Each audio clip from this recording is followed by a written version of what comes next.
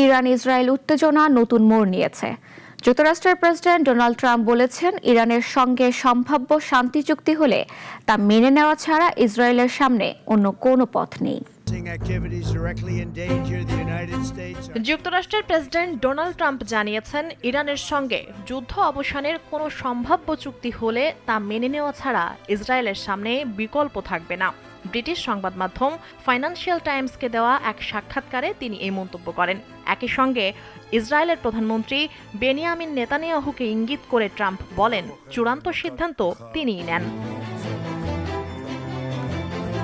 সাক্ষাৎকার প্রকাশের কয়েক ঘন্টার মধ্যে ইরান ও ইসরায়েলের মধ্যে নতুন করে পাল্টা হামলার ঘটনা ঘটে। এদিকে ইয়েমেনের হুতি গোষ্ঠীও ঘোষণা দিয়েছে, তারা লোহিত সাগরে চলাচলকারী ইসরায়েলি জাহাজকে লক্ষ্য করে হামলা চালাবে। এতে আন্তর্জাতিক বাণিজ্যিক নৌপথের নিরাপত্তা নিয়ে উদ্বেগ আরও বেড়েছে। উত্তেজনা বাড়ার পেছনে লেবানন সীমান্ত পরিস্থিতিও গুরুত্বপূর্ণ ভূমিকা রেখেছে। ইসরায়েল হিজবুল্লাহকে লক্ষ্য করে দক্ষিণ লেবাননের নিরাপত্তা বাফার জোনে প্রবেশ করলে পরিস্থিতি আরও জটিল হয়ে ওঠে। যদিও এর আগে যুক্তরাষ্ট্রের মধ্যস্থতায় লেবাননের সঙ্গে যুদ্ধবিরতিতে সম্মত হয়েছিল ইসরায়েল।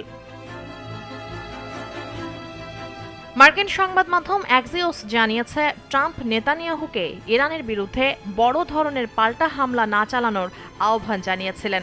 তবে পরে ইসরায়েলি প্রতিরক্ষা বাহিনী জানায়, তারা পশ্চিম ও মধ্য ইরানের কয়েকটি সামরিক লক্ষ্যবস্তুতে হামলা চালিয়েছে।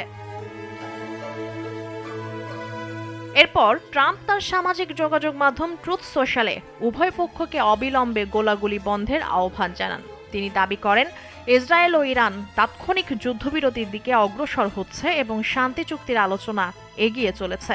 তবে চূড়ান্ত সমঝোতা না হওয়া পর্যন্ত অবরোধ বহাল থাকবে বলেও জানান তিনি। অন্যদিকে ইরান ঘোষণা দিয়েছে, তারা আপাতত ইসরায়েলের বিরুদ্ধে সামরিক অভিযান স্থগিত করছে। তবে দক্ষিণ লেবাননে নতুন করে কোনো অভিযান শুরু হলে আরও কঠোর ও ধ্বংসাত্মক জবাব দেওয়া হবে বলেও সতর্ক করেছে তেহরান। মুনিয়া জ্যোতি, নাগরিক।